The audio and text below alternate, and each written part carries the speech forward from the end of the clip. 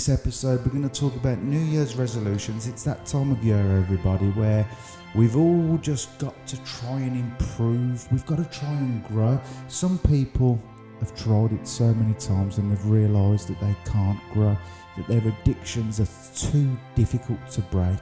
So what they do as a way of dealing with that from now on, they say, well, my New Year's resolution is to not set any New Year's resolutions. That's some way to try and protect themselves from the sense of failure, shame or guilt that they might be having as a result of not growing. But there's something inside of you, as uncomfortable as it might feel, that wants to grow. It's life, it's nature. Spring comes, flowers blossom, trees blossom, animals fornicate. Everything wants to grow, create, procreate. It's all going on deep within inside your nature. So your cop-out answer to try and repress nature urging its way through you to try and grow isn't good enough. So how do we help people grow? Simple. You have a problem. You have a horrible feeling inside your body that prevents you from growing. It prevents you from setting a New Year's resolution. You've given up. You know that you need to go to the gym. You know you need to walk more. You know you need to have a healthier diet. You know you need to somehow project some sort of lighthouse fucking image to your children and your family that you are content and happy. But you have this fucking pain in your body and it paralyzes you. It's a strong energy and it stops you from growing. So what can you do? What can you do with that energy? It's fucking powerful. It's stopping you from growing. It's stopping you from living your dream life. And all you need to do is change that energy. Okay, we're going into energy transformation here. You just took it right down to the quantum level straight away. Now you've gone too far, too fast for me. I wanted Johnny Boy at home to feel a little bit assured that it's understandable why. It's understandable why he's literally fell into that ego defense mechanism of, for me, my New Year's resolution is to not set New Year's resolutions. You can understand why, because that energy's been pushing to grow for the 20, 30, 40 years of his life. But because it hasn't become actualized, he's become defeated by it. And understandably, he's given up, because to have it and to have wanted to push forwards meant a lot of pain of, guess what, reality is a hard nut to crack, ain't it, Craig? So it's understandable why he's not been able to break through. We can go down a rabbit hole here. What do you mean by breaking through? What is to become actualised? What is to become growth? What does growth look like? It looks like 15,000 different things to 15,000 different people. But it looks like you're transcending your previous state of consciousness or your abilities, your transcending abilities and moving forwards. Now, you're absolutely right. Moving that energy, playing around with that energy, because at the moment, he's at home feeling better with the thought, I'm not setting any resolutions. And that's a nasty little trap he's got into. It might feel better, but remember, the goal isn't necessarily to feel better. Its growth comes from choosing to feel worse in the moment. Does that make sense? Yeah, and I think you just explained something else.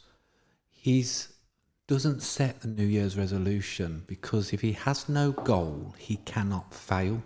Now think of people who don't get it. Great point, yeah. If he has no goal, he cannot fail you. Yeah, and other people that don't get into a relationship because if they don't get into a relationship, they can't feel rejection. They can't feel the loss of love. They can't be let down by someone. And think about all the others. I don't go for that job, even though mentally I probably could do it, but I don't go for it in case they say no. And all the time you are being driven, and this is why I went straight to the energy, because you know what, we can talk about the trauma, but I'm guessing that, what was his name? Was it John? Billy Bob or something. Billy Bob. No one's going to fucking remember him anyway, because he's given up on life. Yeah, but I can tell you exactly what's going on with Billy Bob. He's had a few traumatic experiences in his life where he thought that the world was a beautiful place, and his whole philosophy in his head was always going to manufacture this perfect life. I love how the fuck that you're projecting yourself into Billy Bob here, which isn't completely wrong because everybody's been you or Billy Bob. Yes, that's it. And I project my own feelings because I think we do all have the same experience. You would have been hurt by certain people, and your heart would have been covered in another little layer of cement to make sure that you wasn't vulnerable again. Well, guess what, Billy Bob? This fucking bar welcomes you. If there's any tiny fragment of that younger you that had that energy to transcend where you was before, if there's any of that left inside of you, guess what? Get yourself down this bar, because we're going to get it right back inside of you. And you know what? Even if there's none of that energy left inside of you, why don't you come down to the bar just to see or prove us wrong that we can't help you transcend and move that energy forwards?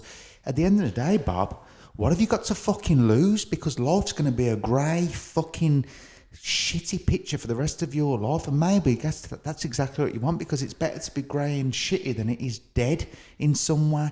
That ego death of you not succeeding is more painful than the grey bleak picture that you've chose to sit in. Does that make sense? Yeah. So why wouldn't you want to live in a dream world that you created through your pain? Remember, your pain is your experience of life. Everybody suffers, that's a fact. It's what you turn that suffering into. It's how you react. And we get lost in the distractions that the world has offered us to make sure that we are distracted enough to continue in this rat race of materialism, in spending your money, in trying to gain a mortgage, a life, a reputation. Do you think that you will gain any happiness greater than the one that you can generate whether you're homeless or rich? Exactly. The feeling's the same. And you know what? If you reject any of this information, if it makes you feel uncomfortable, if you don't agree with the words that me and Andrew have just said, and all we've said to you is that you might feel uncomfortable in your body and you might be doing bad habits.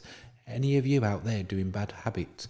I do bad habits, and I realise when I do bad habits, there's a state of feeling in my body that is a memory of the past or a future that no longer exists.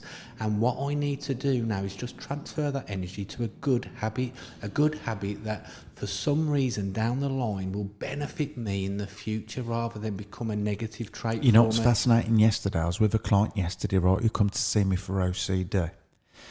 And now, I'm not judging this guy because I completely understand why he couldn't do it. He couldn't take part in the therapy. And guess what? We're not going to be able to reach everyone. And so he's been stuck in his cognition, racing thoughts, scared out of his head with his thoughts. He's getting sensations, emotions that are deeply uncomfortable. And he also wants to get out of his emotions. So he's stuck in his cognition that he wants to get out of. He's stuck in his emotions and sensations that he wants to get out of. So I did an exercise with him where I was teaching him how to go below the cognition, his thoughts, and go below the emotions and sensations. He was describing it in terms of his cognition, his emotions, as it feeling like something was completely pressing down on him, right? And he could feel all of his body becoming really tense and uncomfortable, okay? So my immediate goal was, right, let me show him something that he can do to alleviate both the cognition and the emotion. And the exercise that I did, I won't tell you what it is, but what it was a few moments later, I asked him, how are you feeling now after I did this technique? And he went, I'm feeling peaceful. And then he opened his eyes and brought himself out of it. And I says, you okay? What happened? And he said, it felt like uncharted territory. And I says, do you see, my friend, what's going on here? Your body is afraid of peace. It wants to be stuck in fear because that's how it learned for you to survive.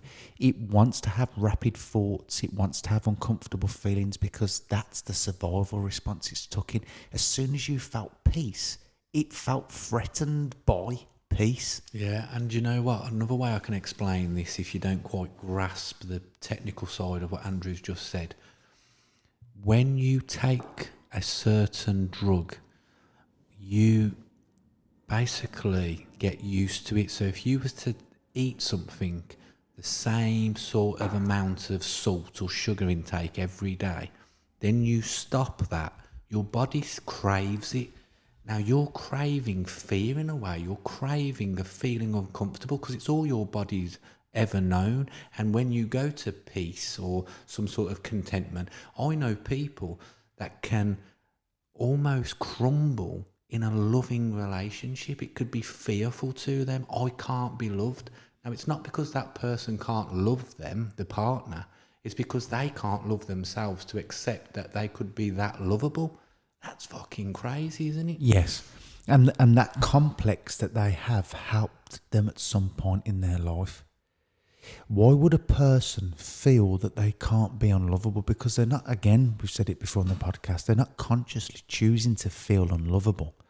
What would be the goal beyond their emotional consciousness that wants to feed them the feeling which goes up into the cognition of the thinking of why they're unlovable?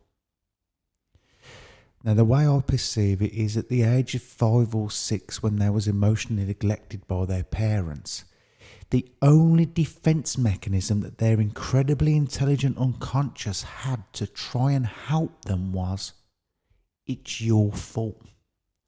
Because they never had the power to change their parents. They were these big 6-foot people that called all the shots, that ran the prison, and you were the prisoner, and everything had to be the rules by the parent.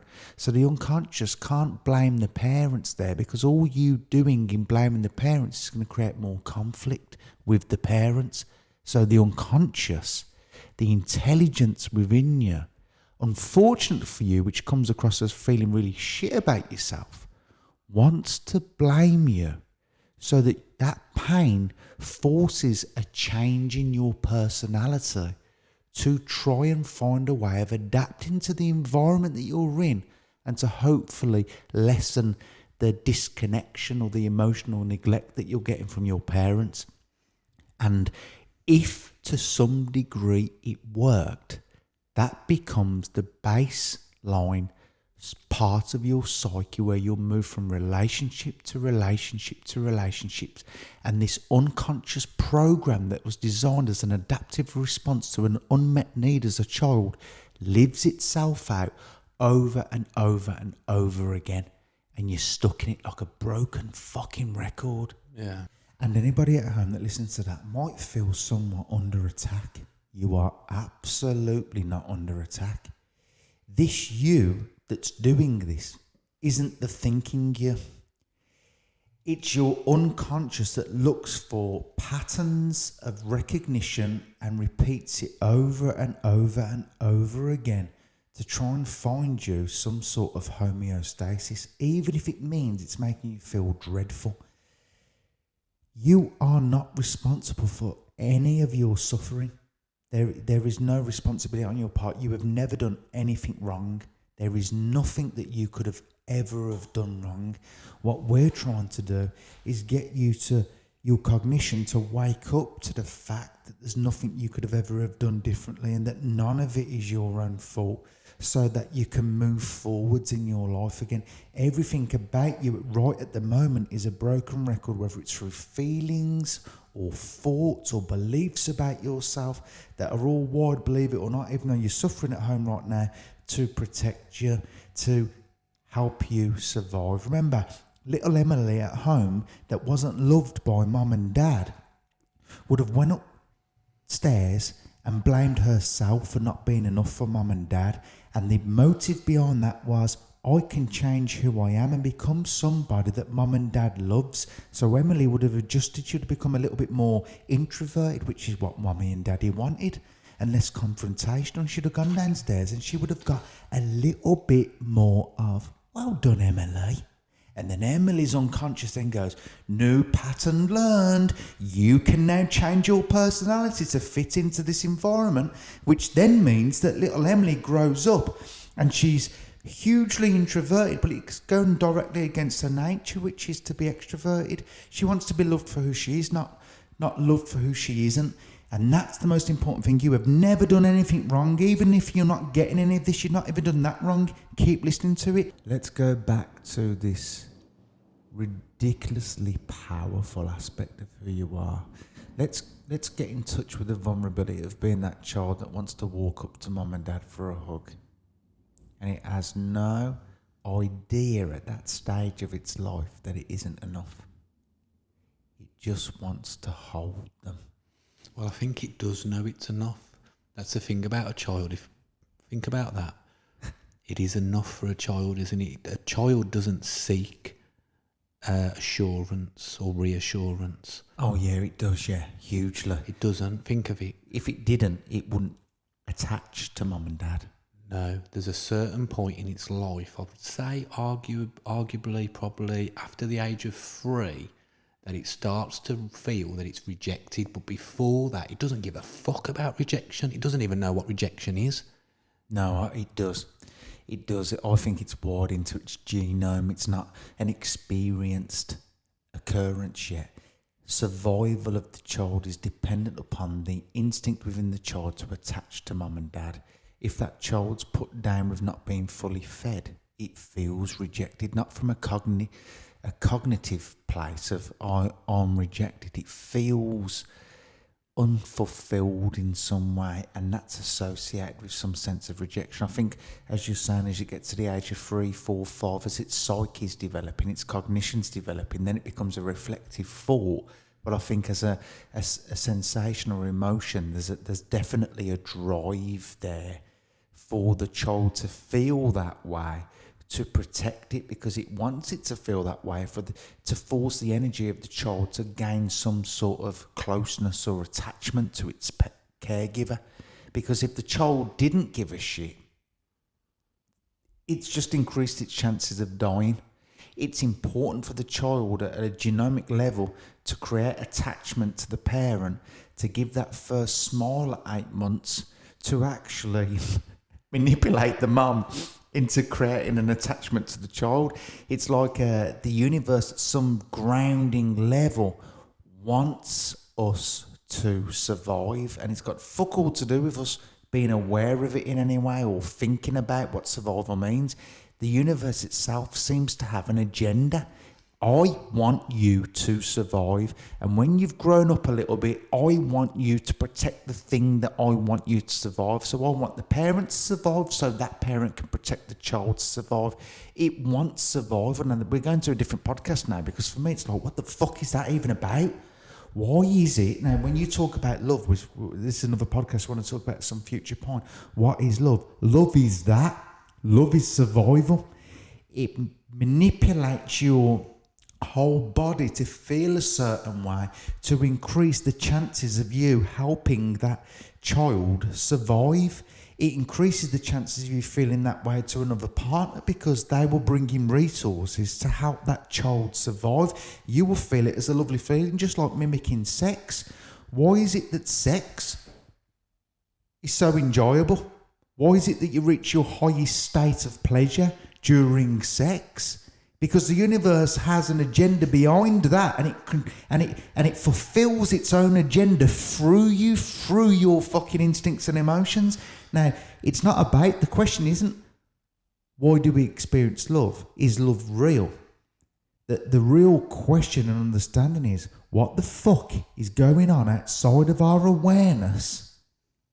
Our fucking awareness that's driving everything about who we are. What's its agenda? Don't sing with me. Making your way in the world today takes everything you've got. Come down here, come on guys.